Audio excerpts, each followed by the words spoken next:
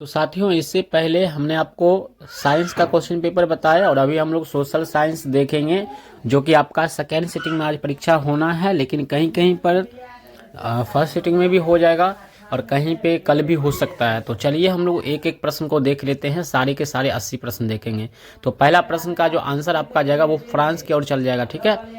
अब दूसरा है, किस संधि द्वारा स्वतंत्र यूनानी, यहाँ पे कुछ है, यहाँ पे थोड़ा मिटा हुआ है, लेकिन इसका आंसर जो होगा ऑप्शन ए आपका जो है राइट आंसर हो जाएगा। कुस्तुतनिया हो जाएगा, ऑप्शन ए याद रखेंगे। चलिए, पहला का सी, दूसरा का ए, बिल्कुल रूप से ऑप्शन आपको लिख लेना है, 2-3 बार वीडियो को रिपीट कर लेना है ताकि एक को प्रश्न नहीं छूटे। तो आर्थिक नीति जो है लेनिन के द्वारा 1921 में लागू की गई थी, ऑप्शन डी। चौथा प्रश्न है, इंग्लैंड में समाजवाद का प्रवर्तक किसे माना जाता है? इस प्रश्न का आंसर बी और रॉबर्ट ओवेन याद रखेंगे। पांचवा प्रश्न है, बोल्शेविक दल का नेता कौन थे? तो यहाँ पे केरेंस्की हो जाएगा, ठीक है। और बोल्शेविक दल का नेता लेनिन थे, ऑप्शन बी वहाँ पे हो जाता है, ठीक है। यहाँ से 4-5 नंबर आपका बोर्ड परीक्षा में प्रश्न आता है, किसकी अध्यक्षता में वियतनाम में लोकतांत्रिक गणराज्य हुआ था? तो ऑप्शन आपने देख लिया, ए ऑप्शन। छठा है, किसकी अध्यक्षता में वियतनाम में ये तो हो गया, किसकी? ये तो हो जाएगा हो ची मिन्ह हो जाएगा, ऑप्शन ए हो जाएगा, अभी ही हमने बताए हैं, ठीक है। सातवां प्रश्न है, पाथेट लाओ का संबंध किससे है? तो ये जो संबंध है आपका रोस से है, ठीक है। यहाँ पर आपका पाथेट लाओ ये ऑप्शन हो जाएगा। गांधी जी एवं डॉक्टर भीमराव अंबेडकर के बीच कौन सा समझौता हुआ था? तो अपने ही देश की बात है, यहाँ पे पूना समझौता हुआ था, ऑप्शन बी। 8 नंबर का याद रखेंगे, option number B, Poona agreement हुआ था, ऑप्शन बी आपको याद रखना है। 9 नंबर प्रश्न है, एडमंड कार्टराइट ने किसका आविष्कार किया था? तो पावर लूम का आविष्कार किया था, ऑप्शन सी आपका राइट आंसर। 10 नंबर प्रश्न है, मिरात उल अखबार का प्रकाशन किसने किया था? राजा राम मोहन राय ने किया था, ऑप्शन आपको ए रखना है। विक्टर एमेनुअल ने किसे प्रधानमंत्री नियुक्त किया था? तो काउंट काबूर को, ऑप्शन सी आपका आंसर हो जाएगा। कार्ल मार्क्स किनके विचारों से प्रभावित थे? तो ये जो है कार्ल मार्क्स जो है हीगल के नाम से के विचारों से प्रभावित थे। भूमि शांति को किसने दिया था? Slogan of land peace and bread किसने दिया था? तो यहाँ पर जो आपका ऑप्शन ए ध्यान रखना है आप लोग को, ठीक है, लेनिन ध्यान रखना है, लेनिन। सोशल कॉन्ट्रैक्ट नामक पुस्तक के लेखक कौन है? सोशल कॉन्ट्रैक्ट नामक पुस्तक के लेखक रूसो है, आपका ऑप्शन ए। फिर यहाँ पर रूसो ही हो जाएगा, 14 ही है। 15 नंबर है, इंडिया प्रेस एक्ट कब पारित हुआ था? तो इंडिया प्रेस एक्ट जो है 1910 ईस्वी में पारित हुआ, ऑप्शन सी। 16 नंबर प्रश्न आपके सामने है यहाँ पर, इंडियन प्रेस एक्ट कब पारित हुआ? तो 1910 हो गया। किस समझौता ने वियतनाम को 2 हिस्सों में बांटा था? तो जेनेवा समझौता, ठीक है। 1914 में भारतीय स्वाधीनता समिति का संस्थापक कौन थे? तो यहाँ पर 17 नंबर का आंसर याद रखेंगे, जो कि 100% आपका सही जवाब है, वो है आपका 1914 में भारतीय स्वाधीनता समिति के संस्थापित। यहाँ पे आपका जो हो जाएगा कॉमिटी स्टेट, यहाँ पे जर्मनी हो जाएगा, ठीक है। 17 का यह ऑप्शन सी आपका हो जाएगा आंसर, तो सी आप लोग याद रखेंगे। जलियांवाला बाग हत्याकांड कब हुआ था? यहाँ पर देख लेते हैं, कब हुआ नहीं था, किसने अपनी नाइट उपाधि त्याग दी थी? हाँ, अपनी उपाधि जो त्याग दिए थे वो थे आपका महान पुरुष थे रविंद्रनाथ टैगोर ही थे, ठीक है ना, इन्होंने उपाधि। और ये जो है 13 अप्रैल 1919 को हुआ है। जलियांवाला बाग हत्याकांड कब हुआ है? ऐसा बोर्ड एग्जाम में पूछा जा सकता है आपसे प्रश्न। रानी गॉर्डन ल्यू ने कहाँ आंदोलन का नेतृत्व किया था? तो इन्होंने नागालैंड एवं त्रिपुरा में। पूर्व स्वराज की मांग का प्रस्ताव कांग्रेस के किस अधिवेशन में पारित हुआ था? तो यहाँ पर जो हुआ था 1929 लाहौर अधिवेशन में ये पारित हुआ था। 21 नंबर, बंगाल विभाजन कब वापस लिया गया? देखिए, बंगाल विभाजन हुआ था 5 में, वापस 1911 में लिया गया था, ऑप्शन बी। निम्न में से किस मिट्टी में उर्वरता सबसे अधिक होता है? तो सबसे अधिक जो क्षमता है उर्वरक वो है आपका लेटेराइट में, option number B. Option number B आपको याद रखना है। 22 नंबर का 23 नंबर है, निम्न में से कौन लौह अयस्क है? यानी कि निम्न में से कौन है लौह अयस्क है? तो इनमें से सभी ऑप्शन हो जाएगा, क्योंकि लिग्नाइट है पहला, दूसरा हेमेटाइट है, तीसरा में सिरेराइट है और डी ऑप्शन इनमें से सभी। तो यहाँ पे 23 का जो आंसर आपका अच्छी से देख नहीं रहा है, लेकिन यहाँ पर आपका आंसर जो है, हाँ, ये आपका ऑप्शन चला जाएगा magnetite, hematite, all of these हो जाएगा, डी ऑप्शन हो जाएगा यहाँ पर, ठीक है, सी लगा दिया है। सबसे बड़ा तेल शोधक कारखाना कहाँ है? तो ये सबसे बड़ा जो तेल शोधक वो जामनगर में है, ठीक है, ऑप्शन ए। 25 है, निम्न में से किससे आधार मानकर धरातल की ऊंचाई मापी जाती है?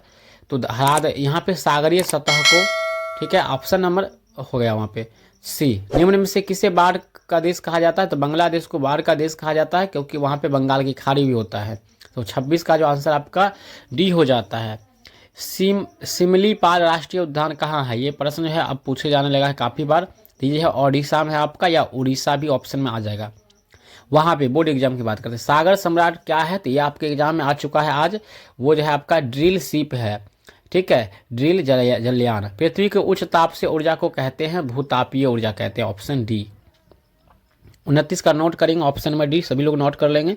वीडियो को लाइक करने में किसी प्रकार की कंजूसी नहीं होनी चाहिए। निम्न में से कहाँ तेल शोधक कारखाना नहीं है? तो कहाँ कारखाना नहीं है? तो वह है सूरत। सूरत में कपड़ा का कारखाना है, ठीक है, ऑप्शन डी।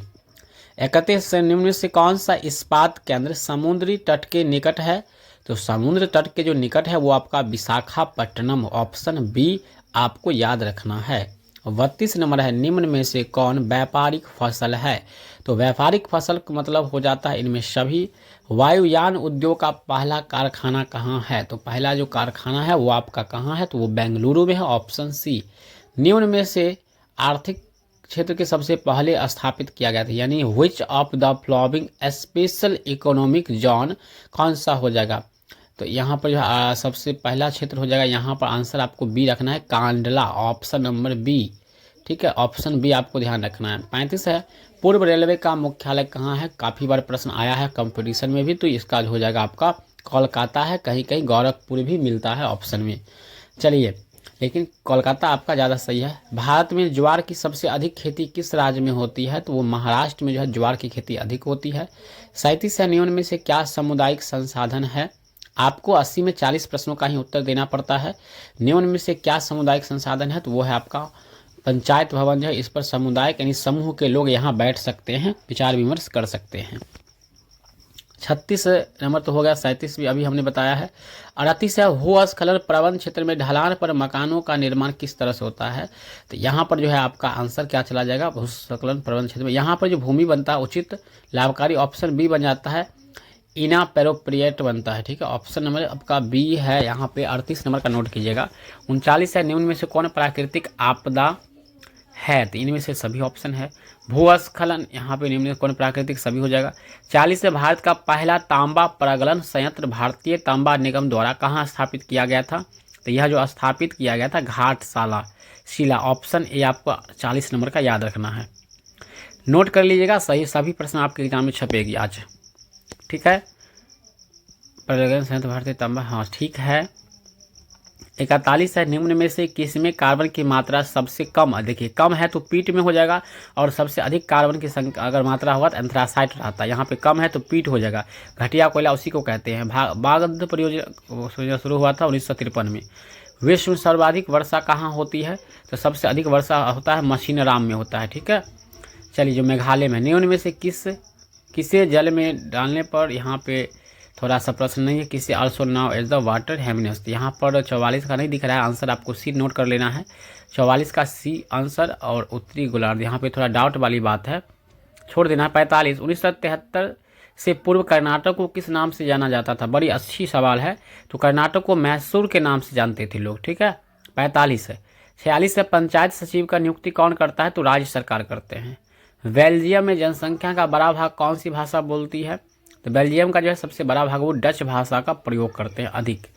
48वां प्रश्न है, निम्न में से क्या संघ सूची का विषय नहीं है? संघ सूची का जो विषय नहीं है वो आपका है ऑर्डर है, ठीक है, आपका आंसर डी चला जाएगा, ऑर्डर। लिच्छवी गणतंत्र कहाँ स्थित है? तो ये तो बिहार के वैशाली में स्थित है, ऑप्शन आपका डी हो जाएगा। 50 है, दल बदल कानून, यहाँ पे देख लेंगे, दल बदल कानून में किस पर लागू होता है? तो सांसदों एवं विधायकों पर लागू होता है। 70 के 70 देख लेंगे, चिंता नहीं कीजिए। नगर पालिका के कार्य क्षेत्र विशेष संविधान के किस अनुसूची में उल्लिखित है? तो ये 12वीं सूची में है। अगला प्रश्न की ओर हम लोग चलेंगे। यहाँ पर पंचायती राज प्रणाली की शुरुआत कहाँ हुई थी? तो पंचायती राज व्यवस्था की शुरुआत जो है नागौर में हुई थी, ऑप्शन बी। 53 नंबर प्रश्न है, राज्यपाल की नियुक्ति कौन करता है? तो राज्यपाल की नियुक्ति जो करता है वो करता है प्रेसिडेंट, यानी राष्ट्रपति साहब करते हैं। 54 है, नाइजीरिया में संघीय व्यवस्था कब हुई, कब से शुरू हुई? या जो भी होगा आगे मिटा हुआ है, क्वेश्चन नहीं दिख रहा है, तो आंसर आपको बी नोट कर लेना है, 54 नंबर का, ठीक है। 54 है नाइजीरिया का, यहाँ पर तो हो ही गया। 55 है आपका, 55 ऊपर देख लेते हैं, बहुजन समाज पार्टी की संस्थापक कौन है? तो काशीराम, ऑप्शन ए। निम्नलिखित में से कौन सा कानून को लोकतांत्रिक सुधार बनाता है? तो यहाँ पर हो जाएगा आपका सूचना का अधिकार। 57 है, लोकतंत्र का चौथा स्तंभ किसे कहा जाता है? बहुत ही अच्छा प्रश्न है। इसको प्रेस को कहा जाता है, जो मीडिया वाले होते हैं। 58 है, 1956 में पारित राज्य पुनर्गठन अधिनियम के तहत किन राज्यों को केंद्र शासित प्रदेश में विभाजित किया गया? 56 में जो है किनको केंद्र शासित प्रदेश बनाया गया था, किन राज्यों को, किस अधिनियम के तहत? तो यहाँ पर जो हो जाएगा 58 नंबर का आंसर आपका वैसे बी जा रहा है। 59 है, स्वतंत्र भारत में पहली बार कांग्रेस की सरकार कब बनी थी? तो पहली बार जो कांग्रेस की सरकार बनी थी वो आपका कब बनी थी? तो यहाँ पर 1977 याद रखिएगा, ठीक है। एक दलीय प्रणाली किस देश में है? एक दलीय प्रणाली वहाँ पे भाजपा होता 1977 में, ठीक है, बना था। एक दलीय प्रणाली हुआ था कहाँ? तो ऑप्शन हमने मार दिया। तारी विरोधी आंदोलन सबसे पहले महिलाओं के द्वारा चलाया गया था आंध्र प्रदेश में, ऑप्शन सी। निम्न में से क्या पंचायत की व्यवस्थापिका है? Option B. 63, निम्न में से क्या एक केंद्र शासित प्रदेश है? यानी कौन केंद्र शासित प्रदेश है? तो जम्मू और कश्मीर। जीवन यापन के लिए आर्थिक व्यवस्था क्या कहलाती है? यहाँ पर थोड़ा क्वेश्चन मिटा हुआ है, तो यहाँ पर 64 नंबर का आंसर नोट कीजिएगा आप लोग, आंसर की मिला के देख लीजिएगा। इकोनॉमी हो जाएगा आपका, ऑप्शन सी हो जाएगा, ठीक है। 65 है, बैंकिंग को किस क्षेत्र में शामिल किया गया है? तो तृतीयक सेवा के क्षेत्र में, बिल्कुल सही आंसर। 66 है, मानव विकास सूचकांक की दृष्टि से निम्न में से किस देश का स्थान सबसे ऊपर है? तो नॉर्वे का। 67 नंबर प्रश्न है, आर्थिक विकास की माप सबसे उचित सूचकांक क्या है? सबसे उचित है प्रति व्यक्ति और राष्ट्रीय आय, ये बहुत अच्छा है, सी। राष्ट्रीय यहाँ पर है, राष्ट्रीय आय समिति के अध्यक्ष कौन है? तो प्रोफेसर जो है पीसी महलनोत हो जाएगा, ठीक है। 69 है, इसके बाद हम लोग देखेंगे 11 प्रश्न, निम्न में से किसकी गणना की जाती है? तो यहाँ पे मध्यवर्ती हो जाएगा। आंसर क्वेश्चन कंप्लीट नहीं है बट आंसर याद रखिएगा, सी ऑप्शन हो जाएगा 68 का। 69 का। 70 का, सिंगापुर की मुद्रा क्या है? तो सिंगापुर जो है ये चीन में पड़ता है और चीन का जो मुद्रा है वो डॉलर है, ऑप्शन नंबर डी हो जाएगा आपका। या सिंगापुर एक अलग देश भी है। सिंगापुर की मुद्रा क्या है? तो अभी भी हमने बताया डॉलर। प्राथमिक सहकारी साख समिति किस प्रकार वित्त प्रदान करती है? तो ये जो वित्त देता है यानी लोन देता है, तो ये दीर्घकालीन या अल्पकालीन? तो अल्पकालीन, ऑप्शन नंबर ए आपका सही हो जाएगा, ठीक है। हालांकि इनमें सभी ऑप्शन भी है लेकिन आपका ए। निम्न में से कौन सा खाता सामान्यतः व्यापारियों और बड़ी संस्थाओं के लिए की जाती है? तो चालू खाता। किस क्षेत्र में कार्यशील जनसंख्या सबसे बड़ा होता है?